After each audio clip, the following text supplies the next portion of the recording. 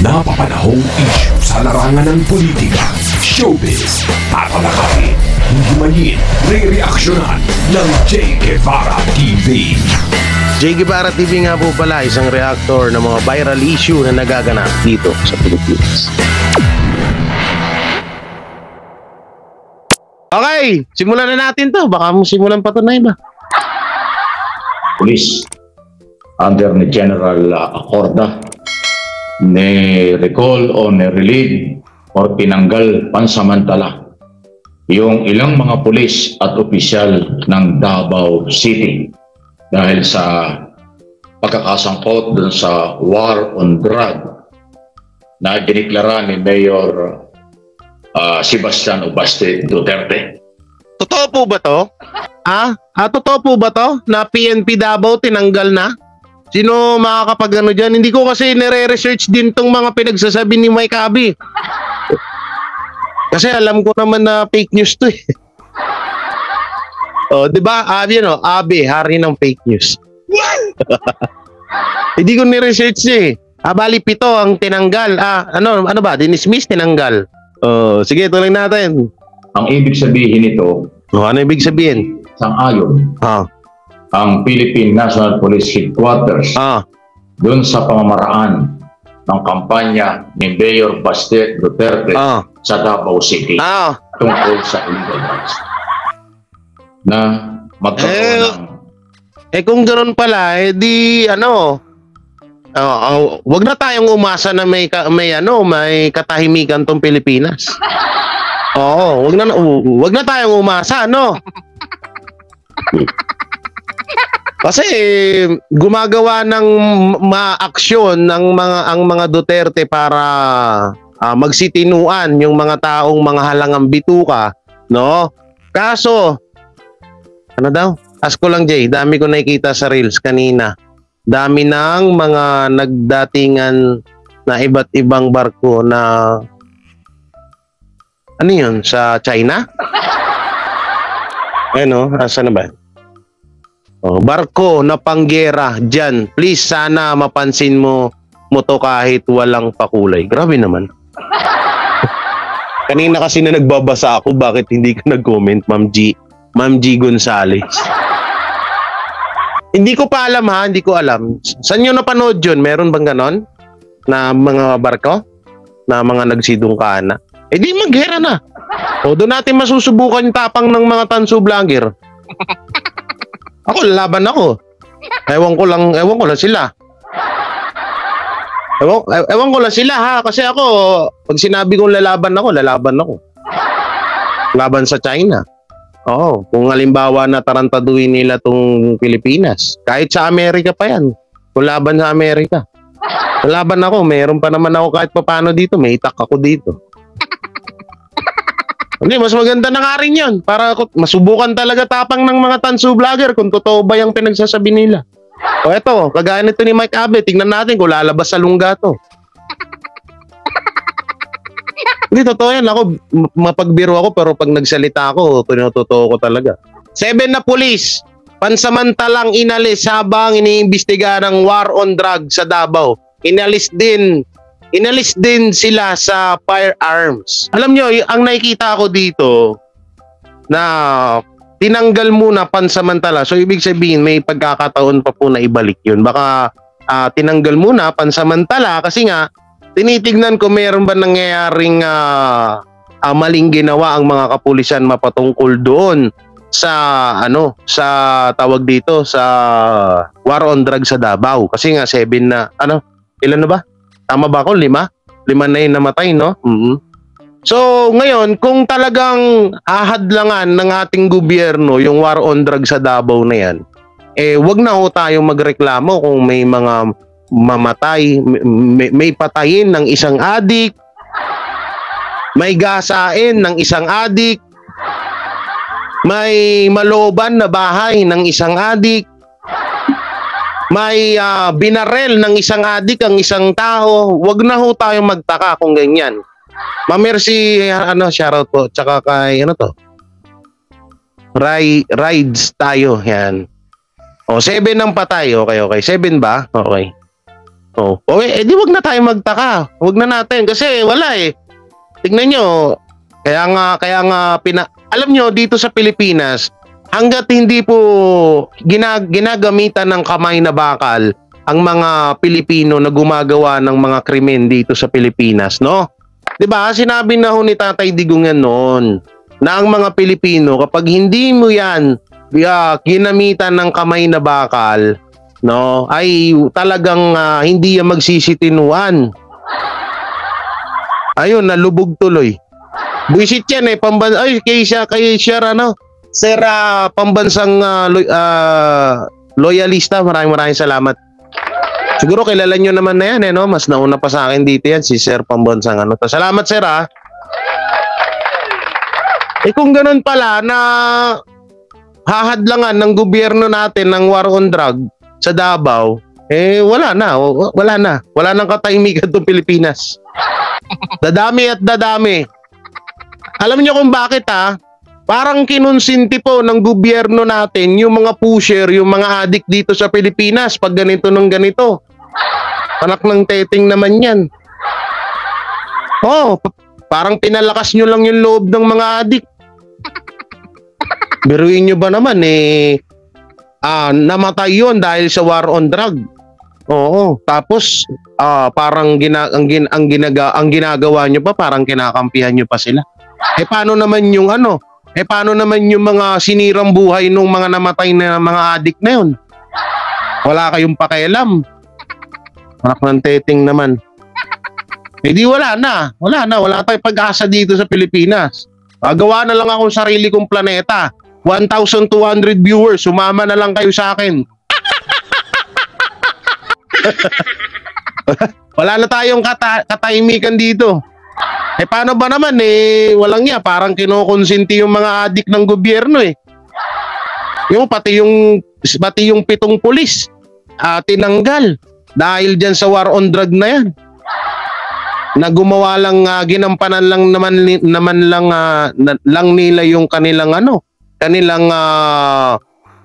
papel dito sa ating kanilang trabaho. Anong gusto nyo? Magpabaril yung mga yan. Hayaan lang na mamatay sila, ganon. Ang gulo. Tsaka ito sobrang gulo na ho sa Pilipinas. Alam nyo kung bakit? Kapag nag-war on drug, tapos ang mga pulis ang namatay, isisisi kay Basti Duterte. Pero kapag mga adik ang namatay, isisisi pa rin kay Duterte. Wala na tayong rito. Tapos dagdag pa tong hype na to. Sobrang bitter wala ka bang utak, Mike Abe? Lagi ka na lang may script na bit-bit dyan sa kamay mo eh. Ganito dito lang Kaya hanggang dito lang camera niyan hawak-hawak yung script niya. Similar or talagang parang tukhang, okay, doon sa nakarang administrasyon. Kasi matapos pong ideklara ni Mayor Duterte yung kampanya sa illegal drugs sa Davao, 7 agad ang casualties. 7 ang di umano ay na-encounter at nawalang buhay. Dahil dyan, pinananagot kaagad ng PNP Headquarters ang Davao Police dahil hindi nga po tama na yung paglabag sa karapatang tao na naman ang masasakripisyo dahil... Oy, maraming salamat 1,260 viewers. Like tayo. Maraming salamat. Tulong-tulong na ginagawa ng gobyerno at ng mga sibilyan. Sabi ni Romeo Acevedo, maghiwalay na lang tayo sa Pilipinas. Oo? Na lang tayo? Magbukod na lang tayo dito? Tangina, walang wala.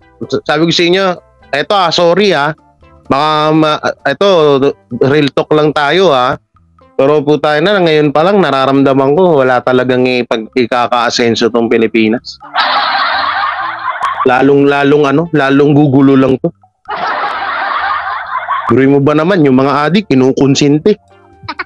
Yung pulis pa yung mga naging masama. Walang niya tinupad. Oy, kay Break tsaka kay Mami Rena Bayer shoutout. Ginampanan lang nila yung kanilang trabaho tapos sila pa yung naging masama. Tatip na yan. Ano gusto nyo? Magpabaril yung mga yan. Tsaka ito pa malupit diyan. Baka mamaya nga yung ibang naman namatay hindi naman dahil sa war on drug ni Basti Duterte. Kagaya nung kay Tatay Digong noon. Diba yung kay Tatay Digong halos yung iba naman doon hindi naman talaga kasama sa war on drug. Oo. Talagang pinatay lang tapos nilagyan lang ng karatula. Para nga naman ang mapagbintangan si Tatay Digong. Para nga naman maisip ng mga tao na sa war on drug kaya pinatay yun. Kung ganyan tayo, tas dito pa dadagdagan pa ng mga tulonggis na mga vlogger na to. Tangina nyo, pag nagkagera dito sa Pilipinas, pag hindi ko kayo nakita, tayo na pupuntahan ko mismo kayo sa bahay nyo. Tangina itong mga hype na to, gustong-gusto nyo ng gera, baka mamaya nagtatago kayo sa mga palda ng asawa nyo. Ako, kahit matuloy ang gera na yan, lalabas ako dito. Kasama ako dyan. Kahit paano may magawa man lang ako dito sa Pilipinas. Kaya na, itong mga hayop na to, puro tapang camera lang naman kayo. Try nga natin sa camera. Sa camera tuloy, sa personal. Pangilan itong mga hayop na to. Okay nga pala, sorry. Nadadala ako. Si Mana Santa nga pala. Sorry. O nga pala, wala sa isip ko. Sorry po, patawad po. Huwag niyo po akong bawasan ha. Nadadala lang po ako. Visit kasi itong mga hype na to Ang yayabang sa camera, puta na. Pagdating sa personal, mga tulonggis, mga takot naman. Wala naman po nakagusto niya kahit ako. Malaman talagang labanan niya. Kaya lang yung pamamaraan, yan talaga sumabit Kaya nga may controversial. Yun nga yung tanong ko nga sa'yo, Mike Abe. Ang tanong ko sa'yo, halimbawa ikaw yung pulis, tapos yung adik may dalang barel, tapos pinapasuko mo, pinaputukan kayo, anong gagawin mo? Sasayaw ka ng kalma sa harap ng adik na may hawak na barel? Tanga ka ba? Ay, sungal-ngaling kita nito Patauhang ka Anong gagawin mo doon? Nakatutok na sa iyo yung baril yung baril ng adik. Tapos ikaw na pulis, gaganon ka lang, kalma. O di paktay ka. Bobo. International Criminal Court. Yung paglabag sa karapatang pantao, ngayon ibinalik na naman yung kampanya sa Davao. At ito nga, tulad na sinabi ko, ay malayo. Tignan mo ang pagiging plastic nitong gagong to. Samantalang dati nung nasa SMNI ka, proud na proud ka sa war on drug ni Tatay Digong. Kasi nga, pag kinontra mo, paktay ka. Di ba? Duwag ka. Hindi, totoo naman Nung nasa SMNI ito, proud na proud to sa sa war on drug. Tignan mo ngayon, kontrapelo na kasi nga, may galit sa kay Cubuloy at sa kay Tatay Digong. Dapat pa lang, nung una pa lang dapat pala, nung nandun ka pa lang sa SMNI, dapat naging tutol ka na. Bakit ngayon lang lumalabas yung mga sa bunganga mo yan? Bakit ngayon lang lumalabas sa bunganga mo yung mga ganyan? Kasi nga, may personal na galit ka na. Alam nyo, mga tao, kapag may personal na galit yan sa isang tao, kung ano-ano na lang sasabihin yan, kung ano-ano na lang mga fake news ang ibabato ng mga hayop na yan. Katulad nito. Ayoko magmura kasi nagkakasala lang kami. Pero minsan hindi mo na kayang tiisin no? Policy ng national government na irespeto ang karapatan. Tuloy ang kampanya pero irespeto ang karapatan ng sibilyan. At kung may ebidensya, imbestigahan, kasuhan, dalhin sa korte. Rule of law at due process ang gusto ng Tsaka paano sasabihin mong sibilyan? May mga adik ngayon. May nakuha ebidensya. So paano mo sasabihin na sibilyan yun? Kung sibilyan yun, hindi yun. Hindi napatay yun dahil sa war on drug. Kaya nga, ay naku po. Hirap talaga paliwanagan itong mga tangang ito. At yan ang pinapairal ngayon Bobo, no? ng pulis, pangkalahatan at saka ng Philippine Drug Enforcement Agency at iba pang mga law enforcement agency na Alam nyo kung bakit nagiging against yung PNP? Yung pinaka-head PNP natin? Eh, syempre, bata ni Marcos yan. Bakit nagiging against sa Davao? War on drug ng Davao? Eh, syempre, bata ni Marcos yan. Saan ba susunod yan? Kay Marcos yan, syempre. O, pag sinang-ayunan nila yan, di yari sila kay Marcos. Common sense lang. sa kampanya. Pero sa Davao kakaiba. Kaya magiging controversial naman ito. Talagang iba yung kanilang galaw. Ito po hindi pagbatikos, makaisipin nyo. Pero kasi mga Pilipino, pag nabanggit ang Duterte, akala binabatikos na. Hindi po ito batikos. Ito yung pinag-uusapan na. Puta na, hindi batikos? Bakit yung secret deal? Hindi ba pang babatikos yun? Bakit? Wait lang, ba't ka biglang nagmamalinis, Mike Abe? Anong hindi pang babatikos? O ginawa mo? Ginawa mo naman kaming tanga? Anong tingin mo sa ginagawa mo? Hindi yung pang babatikos? Anak ng timang ka, oh. Anak ng timang ka naman, Mike Abe. Anong sasabihin mong ano? Anong sasabihin mo na hindi pang babatikos? Sa lahat ng video na ginagawa mo sa mga Duterte, hindi pang babatikos yun. Tanga ka ba? Tanga ka? Kainin mo to. Oh, ngat-ngatin mo to. Tapos, pagtapos mo tong ngat-ngatin, total maasim-asim to, may libag-libag pa yan sa dulo. Pag nangat-ngat mo to, tapos sabihin mo, hindi pang babatikos yung ginagawa mo sa Duterte. Bubo. Gago ata tong hype. Eh. Patawarin nyo ako. Tanga na. Pag nakita ko tong mga hype na to, pamumubugin ko to ng ngipin. Tanginan tong mga hype to, nakaka-ano, no? Nakaka-high blood, no? Hindi daw pong babatikos yung ginagawa niya. Anong ginagawa mo? Tangina, biruin mo, Mike Abe, hindi mo pala alam yung ginagawa mo? Tapos daldal ka ng daldal dyan? Puro ka fake news yung sinasabi mo sa mga Duterte? Ha? Walang nga naman. Eh dun pa lang pala wala na. Hindi mo pala alam yung mga pinaggagawa mo. Wala ka palang alam sa mga pinaggagawa mo. So ibig sabihin, pinagloloko mo lang yung mga taong nanonood sa'yo at naniniwala sa'yo, ganun ba? Aba, nako. Uy, si Sir Buster, shoutout Sir. Sabi ni Sir, Gagong Abe, dapat tanungin mo din kung ilan ang nakasuhan sa war on drug sa Davao. Wag tanga. O yun naman pala Mike Abe. Bobo rin O nga no, dapat din inaano niya yun. Pinapaliwanag niya kung ilan yung mga nakasuhan sa war on drug. Tsaka eto, may nakita ko. Pinagyayabang po, katulad nito, pinagyayabang niya na ayaw daw ng gobyerno ng pamamaraan ng mga Duterte mapatungkol sa war on drug.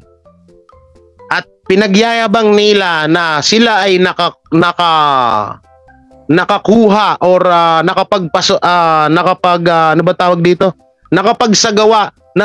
nakapagpasagawa ng war on drug na umaabot sa bilyong-bilyong halaga. Pero wala naman daw namatay. Wala pala ha. Manahimik ka muna dyan, Mike Abe. May babasahin lang ako. Wala pala ha. Ang inan tong hype na to, makaka-fake news mo. Ito po yung ito po yung post. Baka sabihin nyo, tinext ko lang yan yung post. Pakita ko muna sa inyo bago ko basahin. Yan po post po ito. Okay. Ang sabi ng Balibag coach, wala daw namatay sa drug war ni BBM. Tapos sa Davao, 5 na sa drug war ni Baste. Talaga ba? Eto. Ang nakalagay dito, wait lang. January. Wait lang, paano ba to? Eto January. Ang total na namatay nung January ay 20. Wait lang ha. Pusher, no counts drug test, user, high profile. O ito, high profile, user, isa. O ano to? Total. Wait lang, ba't walang nakalagay? Killing nga oh. Oh. In reported drugs related killings in the Philippines 2023.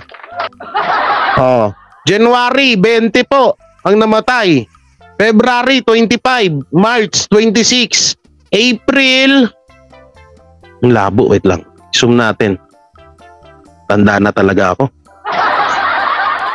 30 anyos pa lang ako, labo na ng mata ko. March 26. Nung March 26 ang namatay.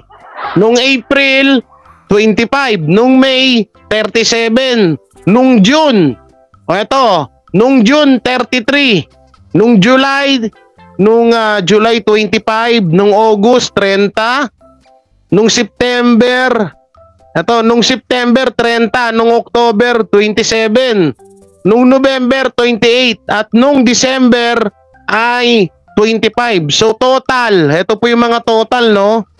Asan na yung 331. Pusher 131. High profile target 34. User 17. No counts drug test 21. With proof drug record 128. Asan yung sinasabi niyong wala?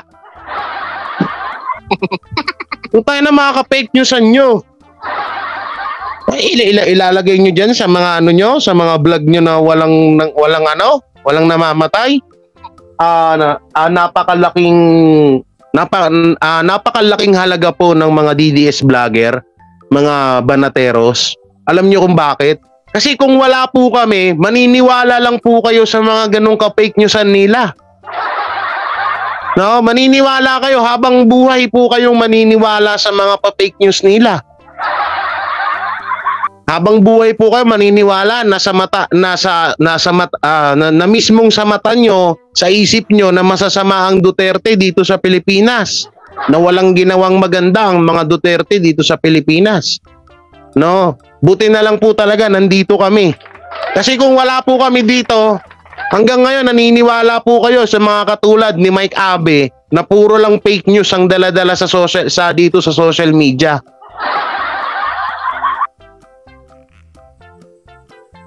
Ito si Boy Dabog na to.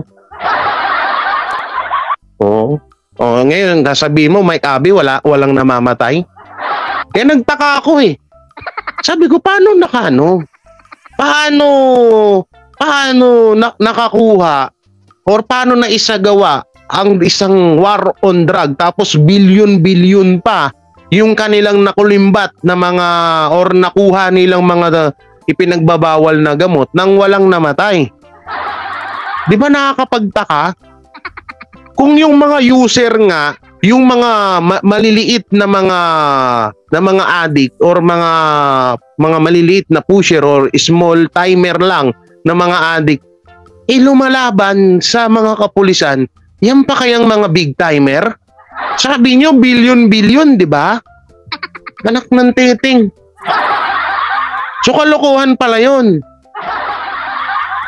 Ibig sabihin, kahit na big time yung or high profile yung drug lord na yun or kaya nga drug lord, high profile nga hindi man lang marunong manlaban, parang kagaguhan, di ba?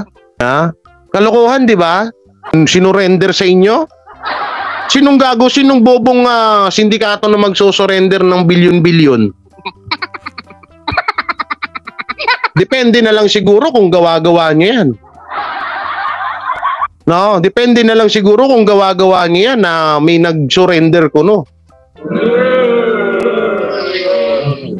Na dapat na-control. At itong ginawa ng PNP sa pag-relieve doon sa mga pulis na involved dyan ay isang magandang paraan para hindi na lumala. Ibig sabihin, hindi kinukonsente at hindi pinapayagan ng national government ang ganyang galaw. Gabe, shoutout. Christina, shoutout. Galdi, kung mayroong order ang mayor ng Davao City na ganyan o kung ano man. Sana hindi nila order yan. Pero war on drugs, tukhang ang dating yan, di ba? Kaya nga 7 kaagad ng casualty sa napakaiksing panahon. Human rights violation na naman ito. Isang araw minabasa ako, hindi ko alam totoo kaya yun. Parang gusto yatang palabasin ng mayor ng Davao, akin ang Davao sa iyong national government. Parang Hoy, yan ka na naman. Nabasa ko rin yun. Fake news yun. Tayo lang to, kahit na may kita niya lang sa Facebook o basta papaniwalaan mo. Hindi kasi may kumakalat na post na wag mong pakialaman ng Davao, Bongbong Marcos ang nakalagay, tapos mukha ni Duterte, tapos parang style ng post ng Instagram. 'Di ba uso ngayon 'yon, yung nilalagay yung mga mukha ng mga sikat na personalidad, tapos ilalagyan ng mga kung ano-anong caption. Yung tanda mo na, nagpapaniwala ka pa doon, may kabe. Gusto palabasin, huwag siyang pakialaman ng national government. Hindi ko pwede. Bobo. Under national Bobo mo? local government. Ang mayor. Kaya nga Leche to? Department of Interior and Local Government. Hindi pa paniwala sa fake news sa putik. Mayroong control sa producer. Pwede silang mag-suspend, pwede silang magbigay ng warning, pwede silang magbigay ng palaala sa mga local Lamar, shoutout. na posibleng umaabot. Main love, shoutout.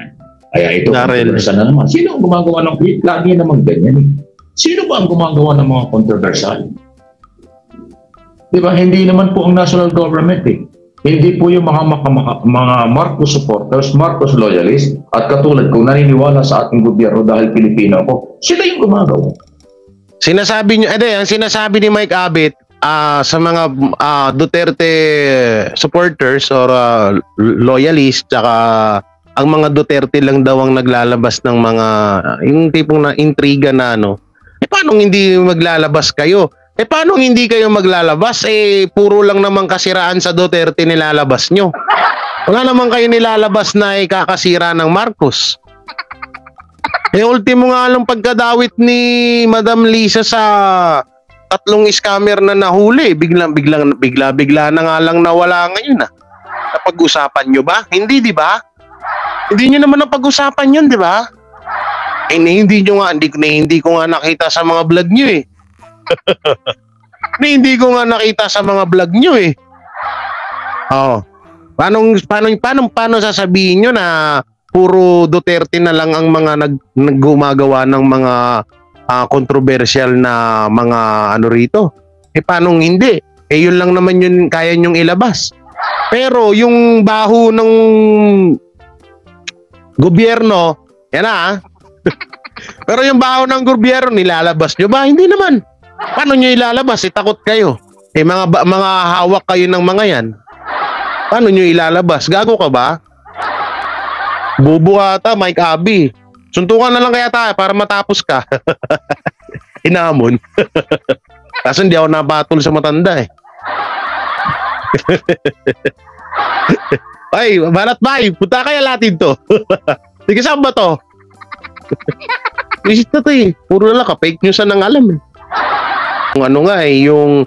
yung nababalita nga ngayon na secret deal sa Amerika at kay Marcos, nilabas nyo ba? Ba't hindi nyo pinag-uusapan yun? Bakit yung secret deal ng Duterte tsaka China lang kayo nakatuon? Diba? Asan na? Ulitin ko, asan na yung dadawit si Madam Lisa sa 3 scammer? Napag-usapan nyo ba? Inilabas nyo ba sa mga social media platform nyo? Hindi naman, di ba? Kasi nga, puro Duterte lang yung mga nilalabas nyo dyan. Puro mga ka-fake newsan lang sa Duterte yung mga pinaggagawa nyo.